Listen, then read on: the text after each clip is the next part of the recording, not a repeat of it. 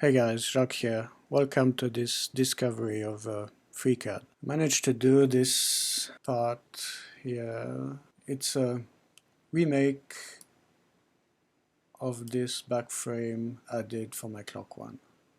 In this video I'm not going to show you exactly how I made this, but we're going to go back in that history tree and try to understand how this works. So this is the whole tree of this part here.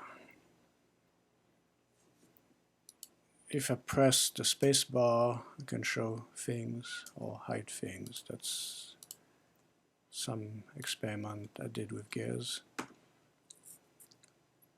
Last thing I did on this part is this hole with this one. Now if I turn this off, pressing the space bar, everything goes away because this hole is attached this boolean to this body. Here I can turn it off. So I made this hole in this cylinder. So let's see if we can go back and delete everything. So go backwards in the history.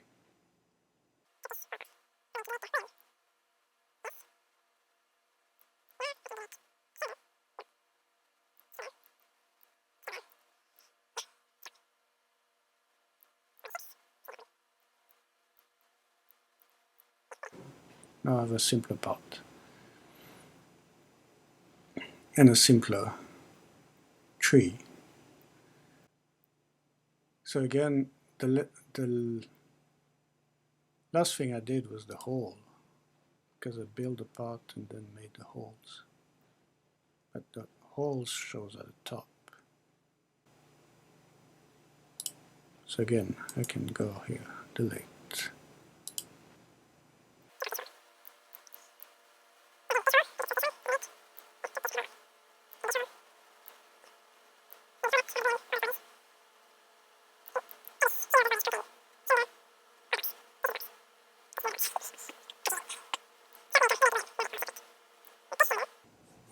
Oh, totally confusing. Can I go back?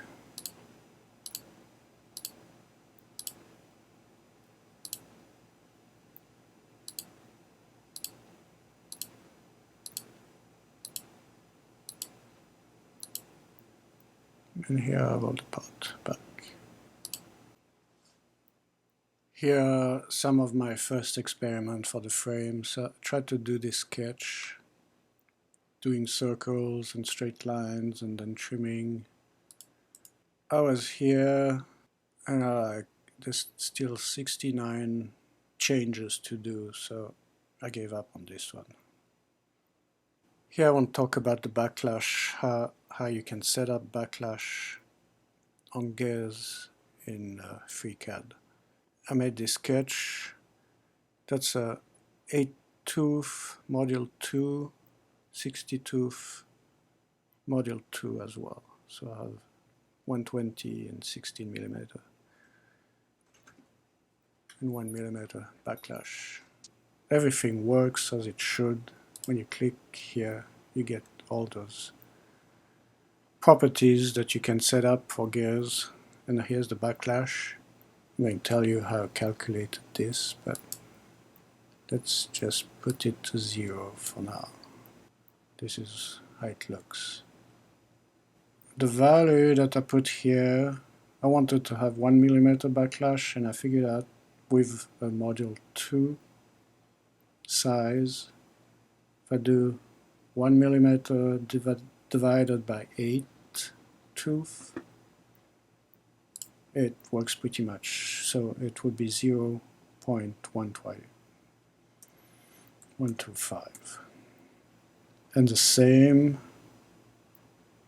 for the other gear, but now I have 60 teeth divided, so 1 millimeter divided by 60, it's 0.017, so 17 micron. Again, if I put 0, that's how it comes. And then there's a lot of other things you can set up. You have the clearance, it's the distance between the bottom of the teeth to the top of the other teeth. So I could put 0.5 here just to see.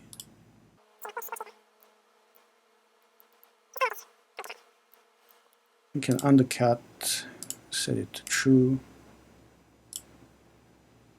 It takes some material off here. The height, that's the height of the gear. 20. And the reason I put the gear inside the body is because the body I can move. The gear itself, I don't know how to move it. Some more gears, more finish looking kind of. So I had 2 gears so I could see the meshing again. I can come and change the height, press enter, calculates, still calculating, and see, 25. Now there's still some issue because if I go more, put 30, and now how this wet thing. This works. Let's see if I can change the thickness of this. That's the bigger one. Did take it.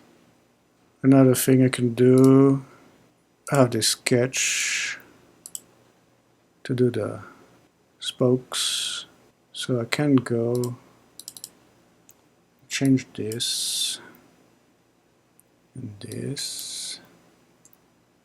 Okay. You can see the sketch is all green because it's fully constrained. It makes sure it knows where it belongs. So if I close this now, I have wider spokes.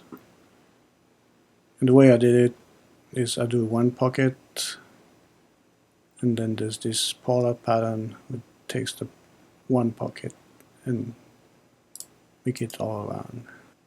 And if I select this, I can export it as a STL, gear to tool, export it to folder, then open the folder in Cura, and here's the gear.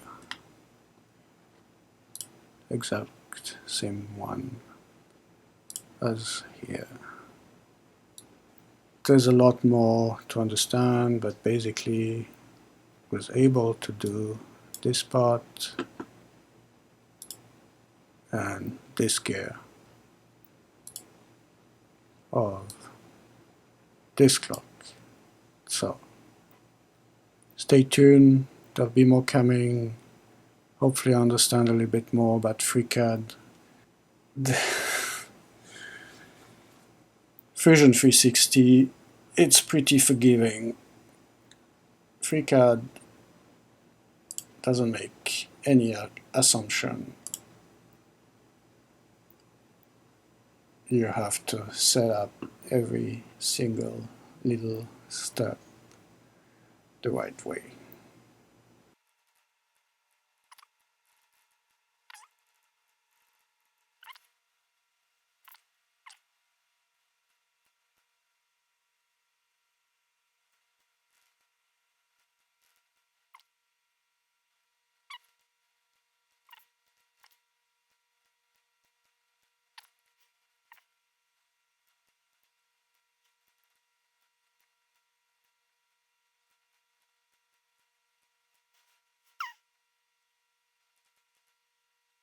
So that's it for this first part of the discovery of FreeCAD. Hope you like it. Please like, subscribe, and see you next time. Thank you. Bye. Bye.